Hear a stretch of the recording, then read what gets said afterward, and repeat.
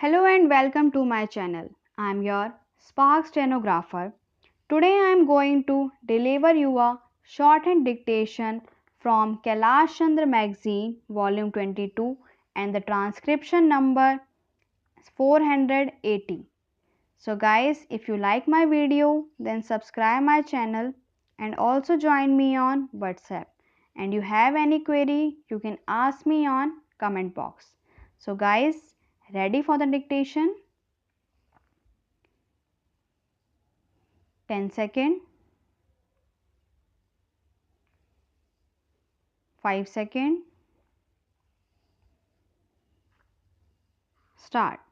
Sir, there are service cooperative societies, there are consumer cooperative societies, there are marketing societies and warehousing corporations, which are also a form of cooperative societies. So we have got all rural population in marketing their farm and their small industries. Go forward and improve. I have only to request the Honorable Minister and to bring to his notice the following, not by way of any criticism, because in every movement it is a quite natural that in the beginning, when we want to give it a good impetus, when we want to carry it forward into villages, then in the zeal to separate it far and wide, we lose sight of the qualitative aspect of the movement. Let us not forget that the qualitative aspect of this movement has to be improved. Now, sir, the movement of cooperatives was started in order to lift the downtrodden people, in order to remove exploitation in the villages. But what do we find? We find that this good movement of cooperative societies is being exploited by the very people whom we wanted not to come in the way of the downtrodden to march forward. Whenever a cooperative society is started in any village, we find those very people who have some stake, who are somebody, who have their farming flourishing, joining the movement. They take charge of these cooperative societies and take advantage out of them. They get loans on very easy terms, and it is not necessary that they should invest these loans on the productive side either of farming or industry, but they utilize it in many cases, in most of the cases, to discharge their family necessities. Supposing they require money for their daughter's marriage, they will use the money they have borrowed from the cooperative society. For what purpose? So, these people who have been exploiting the downtrodden people in the villages are still doing it through these cooperative societies. From the figures, we find that every year the loans granted by the cooperative societies to the farmers are increasing at a very rapid pace, and we also find that they have been realized with equal speed. Every year the realization is successful. A person who is clever enough can be manipulate these things. I will give a very silent example in this connection, and I think it will be astonishing. In the villages, what we find in connection with the realization of these cooperative loans is no realization at all. It is a bogus affair. I speak with a full sense of responsibility.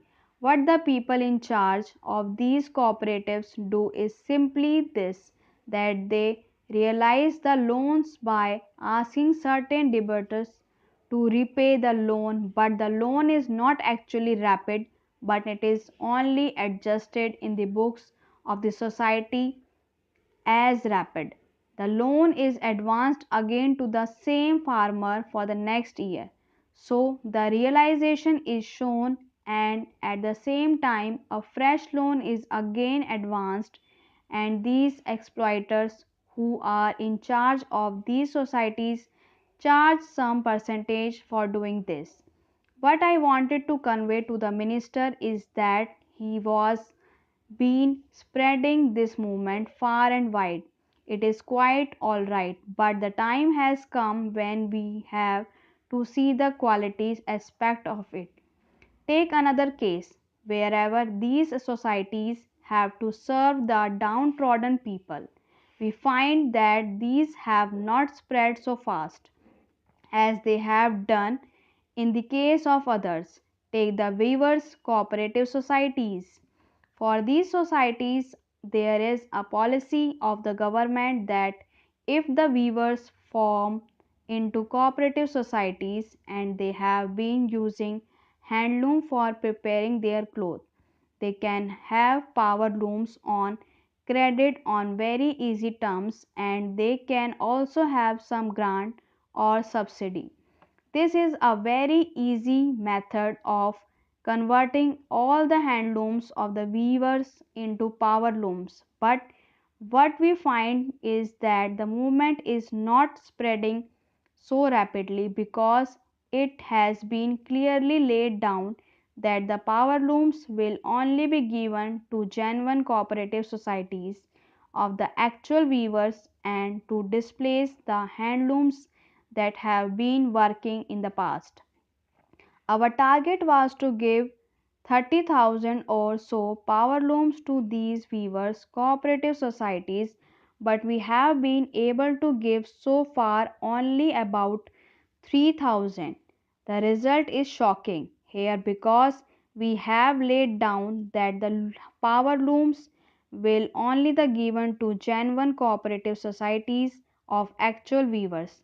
The actual weavers, these small men, do not take advantage of it because in our zeal to spread this movement rapidly, we have not taken care to see that these small industrialists in the villages are ingrained in the method of cooperation or taught the advantages of cooperation and taught to take advantage of this cooperative movement for advancing their trade either of farming or of small industries.